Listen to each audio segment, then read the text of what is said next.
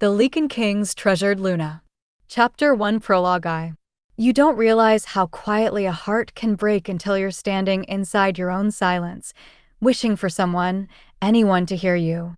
But in my world, the only thing that listened back was the echo of everything I'd lost before I even had the chance to hold it.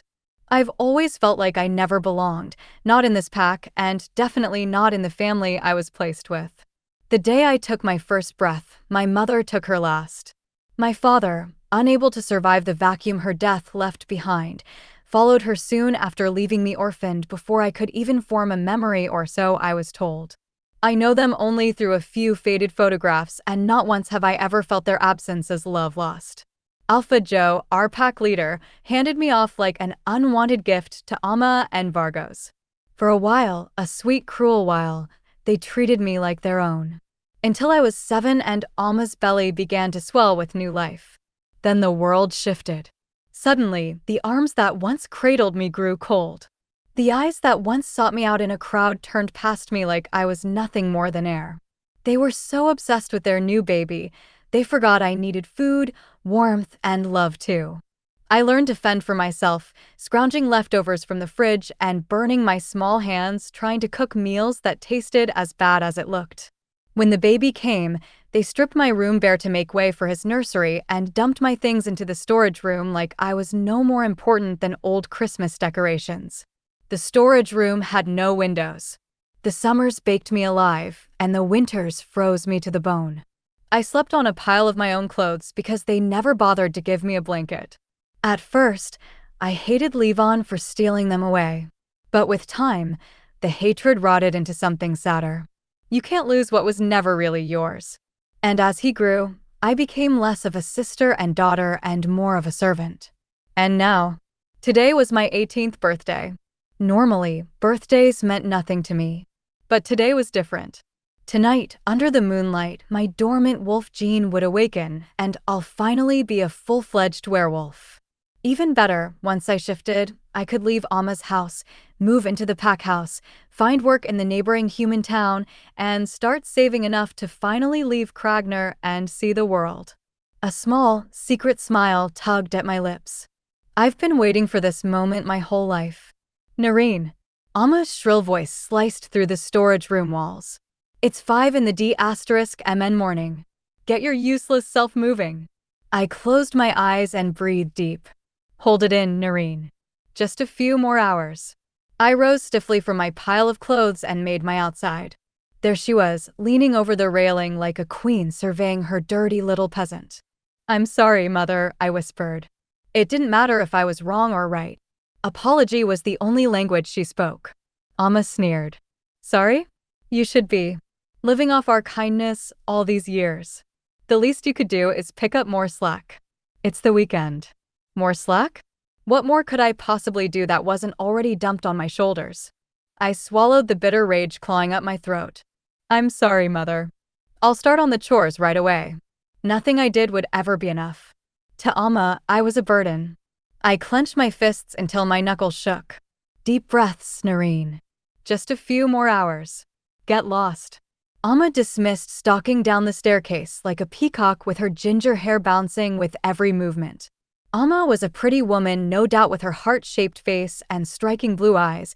It was so sad her beauty was tainted by her rotten character. As soon as she cleared the stairs, I hurried past. Levon's room was down the hall. I knocked lightly, knowing better than to wake him too harshly. If he threw a tantrum, Amma and Vargos would make sure I paid for it. After a pause, the door swung open. Levon stood there with his ginger hair sticking up in wild tufts. It's 2F*CK*ing early. What do you want? He growled. I'm sorry, Levon. I'm here to get your laundry. He groaned and disappeared into the room. He reappeared, shoving 2 overflowing baskets into my arms, and he slammed the door in my face. I gritted my teeth. It had only been 6 days since I last did his laundry, and somehow he'd managed to dirty a month's worth of clothes. I let out a puff of air, blowing my bangs away from my face, and turned to leave. I heard the door open again, and I felt something thick hit me right at the back of my head, and an unsolicited grunt left me. The door shut again. I grabbed the duvet he threw from the floor and lugged the baskets down the stairs. Amma was now conveniently sipping her daily dose of morning coffee while reading one of her highly priced fashion magazine in the living room. The washing machine's broken. I froze. What?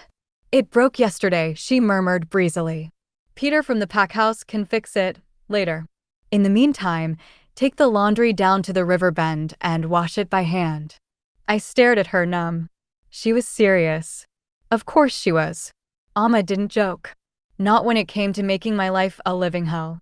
I said nothing, biting the inside of my cheek hard enough to taste blood. Without a word, I dumped the baskets by the stairwell and stalked to the laundry room for soap. Oh, and grab your father's and I laundry too, she added smugly.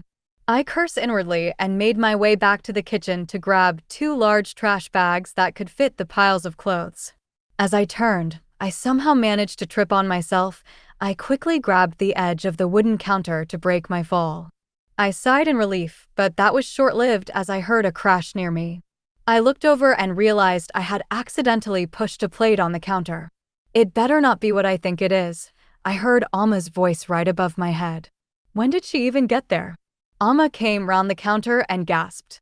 I quickly pulled myself up. Before I could stand fully, her palm collided with my face, knocking me backwards into the fridge. I felt pain bloom on my cheeks and my head ricocheted off the fridge so hard I saw stars for a moment. Tears spilled from my eyes from the shock and pain. You stupid little B***TCH, she screamed. That was a vintage plate. I'm sorry, I whispered. That's all you ever say. Sorry. Sorry. Sorry. Sorry doesn't fix your stupidity. Useless girl.